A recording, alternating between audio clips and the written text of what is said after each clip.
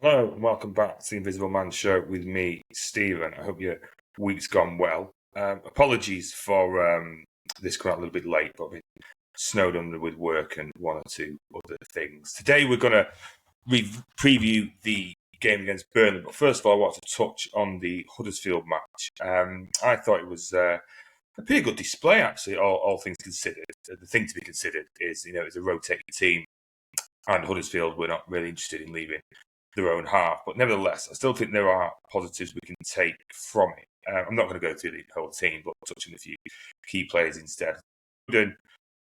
Whilst I didn't want to see him play, I thought he was very mature in his performance. He was like the captain of the academy, wasn't he? Here's what you guys could be in a few years' time. Obviously, I'm referring to the young players that play. And yeah, he got his goal again, and he's looking the business, and hopefully he can carry that on into the next league and Champions League games.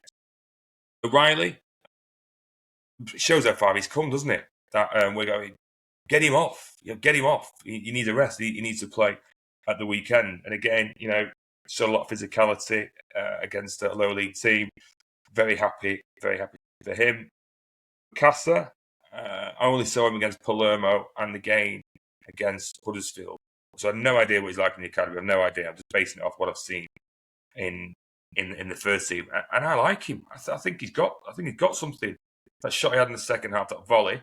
Obviously, he set up Foden's first, and I think we've got a player there, one way or another. I'm not sure where he's going to play. I'm not sure where he fits. I don't really care at this point.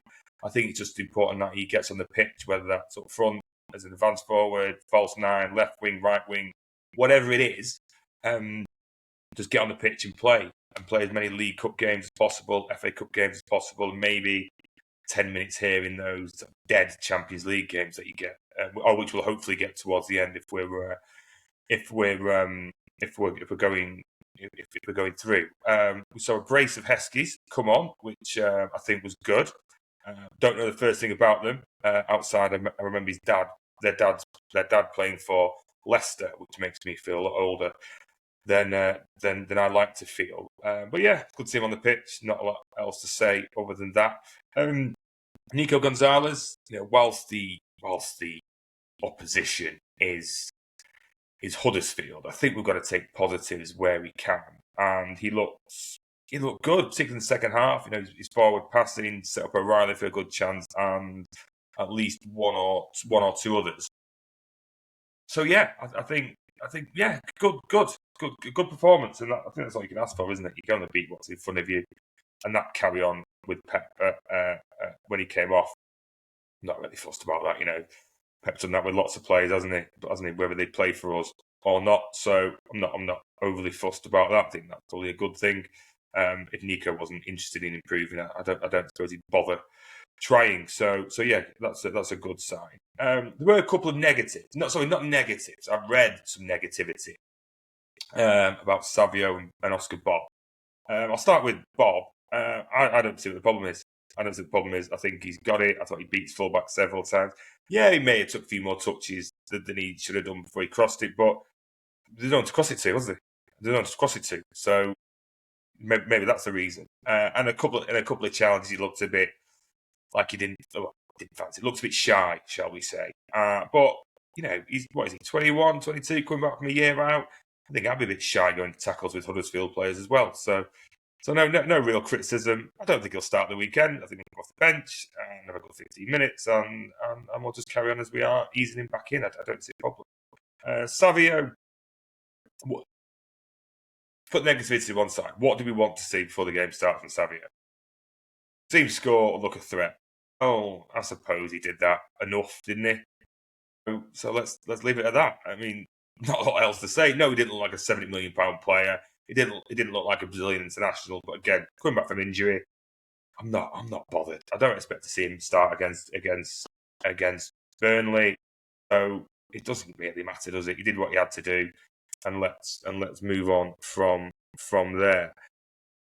Yeah, I don't think there's a lot else to say about that, is there? Really, another clean sheet. It's Swansea away next, where I expect we'll see most of the same players. So yeah, all good. Good day at the office. Good day at the office. And we got to rest a lot of players like Guardiola, Haaland, Doku, and I'm sure there's another one, but I can't remember who that was. Anyway, let's move on. So Burnley at home. I don't know what you know about Burnley. I know sort of very little outside of what I've seen them play. I've watched them against United, watched them against Liverpool before we played United. I think they're going down. Simple as that. I don't think they've got a lot, really. I know they had the best defence in the Championship last year.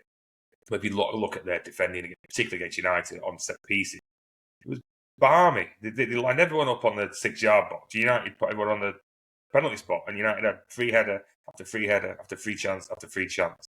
And yes, they only lost against United at the end with the penalty, and against Liverpool at the end of the penalty.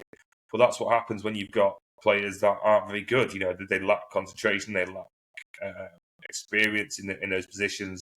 So I think whilst they might put up a bit of a fight, but I think they're going down, and I think we should treat this game like we're playing a team that is going down.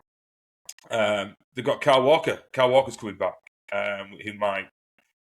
who should get a good reception, shouldn't he? I mean, I know it ended in a cloud with him, basically falling off a cliff and then booting him out mid-season. It was all very weird. But the reality is, he should have gone after the treble when Bayern Munich went to buy him. Pep took him out for dinner, signed a 3-year contract, made him captain. And yeah, we won the league afterwards, but he was never the same. And I think he should have gone after the treble. That said, he's the best right back in the league for the last 10 years. So I hope he gets the reception he deserves. He's up there with the Premier League best ever right backs. That's the thing.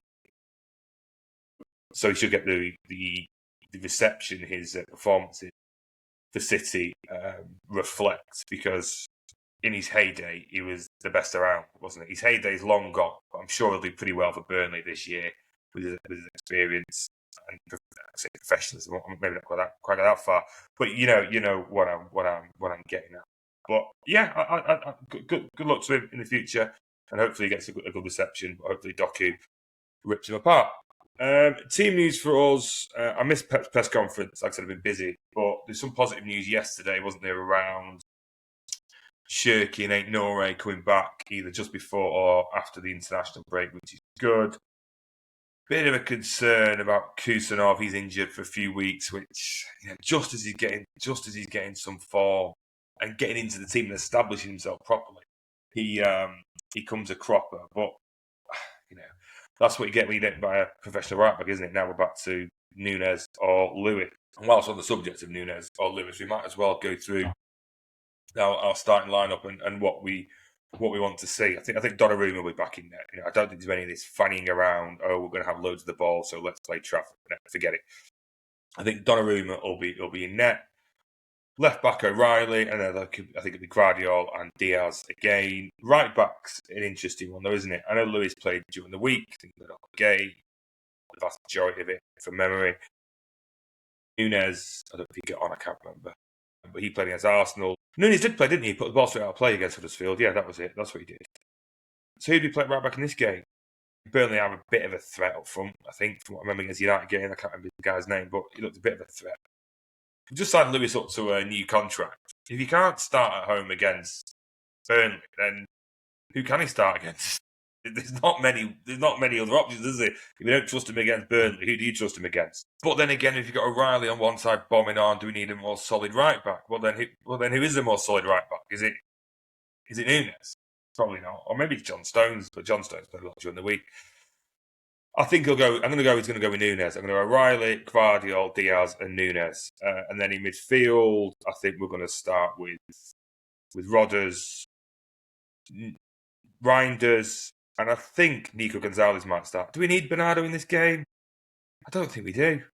I'd give Rodri Nico, because Nico's forward passing that he demonstrated against Huddersfield could be good. And he's tall, so if we're looking at set pieces, then hopefully we can be a threat and also defend Burnley's set pieces.